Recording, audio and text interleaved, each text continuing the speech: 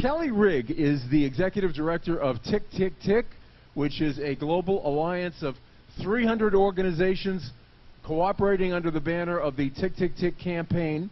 And she has been leading international campaigns for nearly 30 years on climate, on energy, on oceans, Antarctica, and other issues. She was the senior campaign director of Greenpeace International during her 20 years with the organization, and we want to welcome her today, even in the rain. Please welcome Kelly Rigg. Thank you.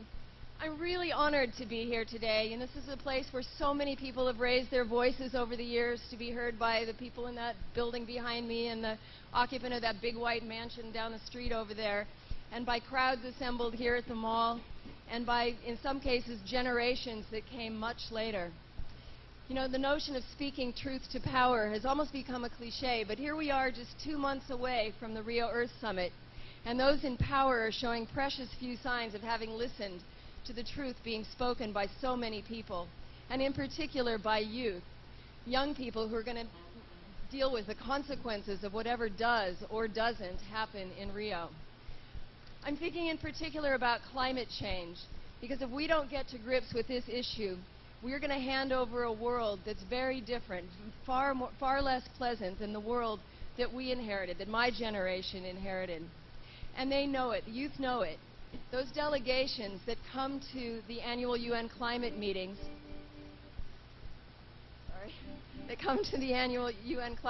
are always the most passionate and articulate and brave even of anyone there. You know, and it never fails to move me, because this is really where it hits home for me. Like every parent, I'm fiercely protective of my children and of their future. You know, sometimes I get to thinking about what it would be like if I were trapped in an elevator with the president and the leaders of both houses of Congress from both parties, and no advisors there. No, like that's ever going to happen, but it's my fantasy. So what could I actually say to those people in that elevator that would really convince them to start fighting for the future of our children rather than for the profits of the oil and gas industry?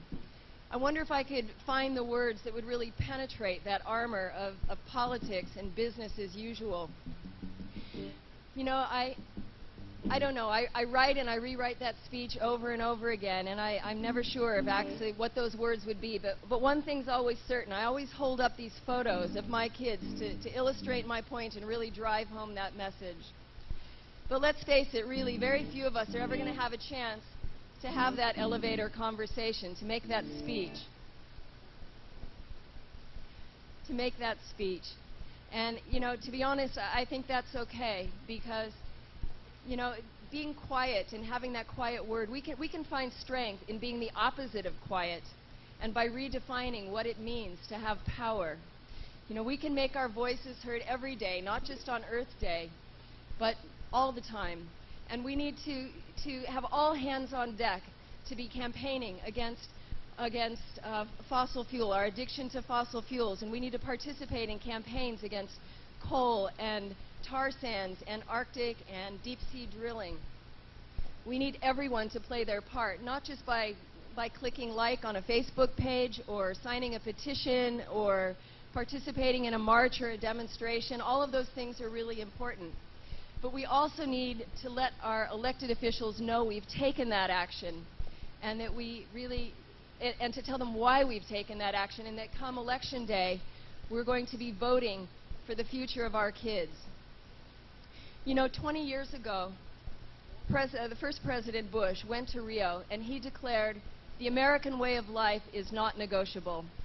Well, we need President Obama to go to Rio this time around, and he needs to argue and acknowledge that the real threat to our way of life is climate change, not the actions needed to solve it. At the end of the day, what's really important is that there's only one thing that's truly not negotiable, and that's the future of our children. Thank you.